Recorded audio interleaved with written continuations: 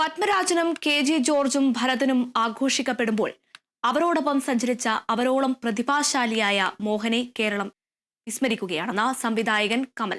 സംവിധായകൻ എം മോഹന്റെ 1ാം ചരമവാർഷികത്തിന്റെ ഭാഗമായി ഇരിങ്ങാലക്കുട പൗരാവലിയും മോഹൻ ഫൗണ്ടേഷനും സംഘടിപ്പിച്ച ദൃശ്യമോഹനം 2025 അനുസ്മരണ പരിപാടിയിൽ സാംസ്കാരിക സമ്മേളനത്തിൽ സംസാരിക്കുകയായിരുന്നു കമൽ.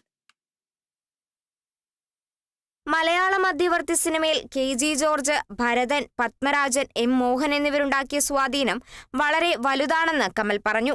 ഒരു വിട്ടുവീഴ്ചയ്ക്കും തയ്യാറാകാതെ തന്റെ കലാപ്രവർത്തനത്തിൽ ഒരു തരത്തിലുള്ള വെള്ളം ചേർക്കലും നടത്താതെ സിനിമകൾ സംവിധാനം ചെയ്തു പോന്ന സംവിധായകനായിരുന്നു മോഹനെന്ന് സംവിധായകൻ സിബി മലയിൽ അഭിപ്രായപ്പെട്ടു.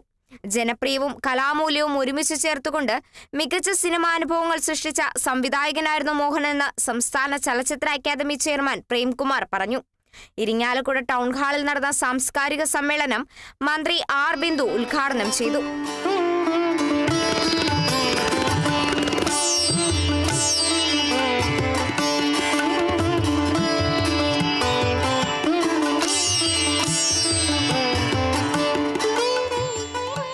നഗരസഭാ ചെയർപേഴ്സൺ മേരിക്കുട്ടി ജോയി അധ്യക്ഷയായി. മോഹൻ ചലച്ചിത്ര പുരസ്കാരം സംവിധായകൻ ലിജോ ജോസ് പെല്ലിശ്ശേരിക്ക് മന്ത്രി ആർ ബിന്ദുവും മോഹന്റെ ഭാര്യ അനുപമ മോഹനും ചേർന്ന് സമ്മാനിച്ചു. ചടങ്ങിനോടനുബന്ധിച്ച് നടന്ന മോഹന സ്മൃതിയിൽ മലയാള സിനിമാ രംഗത്തെ പ്രമുഖരായ കലാകാരന്മാരും ആസ്വാദകരും അനുഭവങ്ങൾ പങ്കുവച്ചു. പി.കെ. ഭരതൻ മോഡറേറ്ററായിരുന്നു.